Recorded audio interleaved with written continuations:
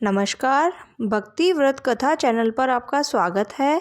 आज के इस वीडियो में हम उत्पन्ना एकादशी व्रत कब रखा जाएगा, पूजा का शुभ मुहूर्त, व्रत के पारण का समय और एकादशी कथा महात्म्य के बारे में जानेंगे। अगर आपको मेरा ये वीडियो पसंद आए तो वीडियो को लाइक करें और चैनल को जरूर सब्सक्राइब करें। हिंदू धर्म में एकादशी का बहुत अधिक महत्व है। पूरे साल में 24 एकादशी आती है। उत्पन्ना एकादशी के दिन माता एकादशी का जन्म हुआ था, इसीलिए भगवान विष्णु को एकादशी अत्यंत प्रिय है। इस एकादशी के व्रत से मोक्ष मिलता है और वैकुंठ की प्राप्ति होती है। वर्ष 2023 में एकादशी तिथि का प्रारंभ 8 दिसंबर 2023 सुबह 5:06 पर हो रहा है और इस तिथि का समापन 9 दिसंबर 2023 सुबह 6:31 पर होगा। अतः उदया तिथि के अनुसार उत्पन्ना एकादशी व्रत 8 दिसंबर 2023 शुक्रवार को रखा जाएगा।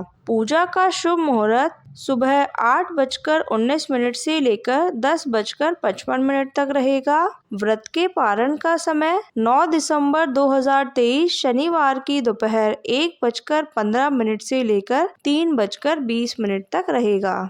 आइए अब हम उत्पन्ना एकादशी व्रत कथा के महात्म्य को सुनते हैं। धर्मराज युधिष्ठिर कहने लगे कि हे भगवान, मार्गशीर्ष कृष्ण पक्ष एकादशी का क्या नाम है तथा इसके व्रत का क्या विधान है, इसकी विधि क्या है, इस व्रत को करने से किस फल की प्राप्ति होती है, कृपया यह सब विधान विधि पूर्वक बताइए। भगवान श्री कृष्ण बोले कि मार्गशीर्ष माह के कृष्ण पक्ष में आने वाली इस एकादशी को उत्पन्ना एकादशी के नाम से जाना जाता है। यह व्रत शंखोद्वार तीर्थ में स्नान करके भगवान के दर्शन करने से जो फल प्राप्त होता है उसके बराबर पुण्य इस व्रत को करने से मिलता है। भगवान श्री कृष्ण कहने लगे कि हे युधिष्ठिर, मैं इसका महात्म्य तुमसे कहता हूँ, तुम इसे ध्यान पूर्वक सुनो। प्राचीन समय में सतयुग में मुर नाम का एक दैत्य उत्पन्न हुआ। वह बड़ा बलवान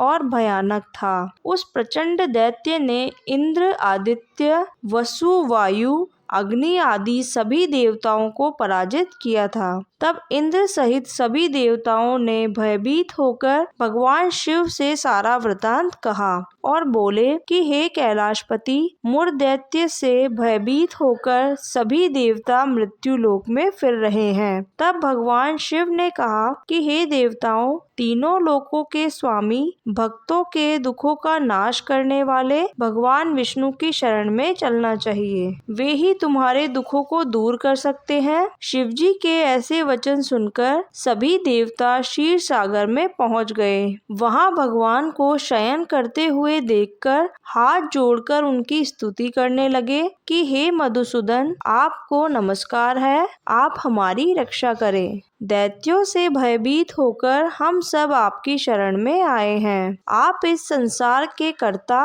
माता पिता, उत्पत्ति और पालन करता और संसार के संहार करने वाले हैं। सबको शांति प्रदान करने वाले हैं। आकाश और पाताल भी आप ही हैं। सबके पितामह ब्रह्मा, सूर्य, चंद्र, अग्नि, सामग्री, होम, आहुति, मंत्र, तंत्र, जप, यजमान, यज्ञ, कर्म, कर्ता, भोक्ता, सभी कुछ आप ही हैं। आप सर्वव्यापक हैं। आपके सिवा तीनों लोकों में चर और अचर कुछ भी नहीं है। हे भगवान, दैत्यों ने हमको जीतकर स्वर्ग से निकाल दिया है। अब उन दैत्यों से हम सबकी रक्षा करें। इंद्र के ऐसे वचन सुनकर भगवान विष्णु कहने लगे कि हे इंद्र, ऐसा मायावी दैत्य कौन है जिसने सभी देवताओं को जीत लिया है। तब भगवान के ऐसे वचन सुनकर इंद्र बोले कि हे भगवान, प्राचीन समय में एक नाड़ी जंग नाम का राक्षस था।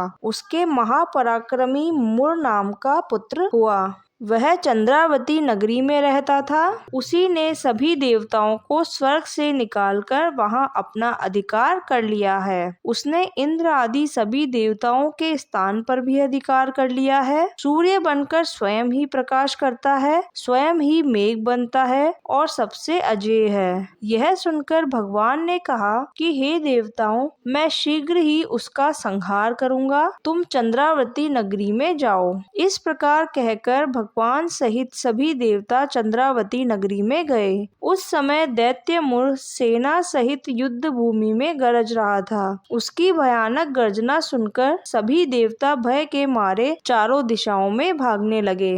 तब भगवान विष्णु ने सर्प के समान अपने बाणों को दैत्य सेना पर बरसाया, जिससे बहुत से दैत्य मारे गए। केवल मुर नामक दैत्य ही बच गया। भगवान जो भी बाण मुर के लिए चलाते वह उस दैत्य के लिए पुष्प बन जाते। उसका शरीर छिन्न भिन्न हो गया, लेकिन युद्ध लगातार चलता रहा। 10,000 वर्ष तक युद्ध चलता रहा, लेकिन मुर नहीं मरा। तब भगवान विष्णु थककर बद्रिका आश्रम चले गए। वहाँ हेमवती नामक सुंदर गुफा थी। उसमें विश्राम करने के लिए भगवान उसके अंदर चले गए। यह गुफा 12 योजन लंबी थी और उसका एक ही द्वार था। विष्णु भगवान वहाँ योग निद्रा की गोद में सो गए। मुर भी पीछे पीछे आ गया और भगवान को योग निद्रा में देखकर मारने लगा। तभी भगवान विष्णु के शरीर से उज्जवल कांतिमय रूप वाली देवी प्रकट हुई। देवी ने राक्षस मुर से युद्ध किया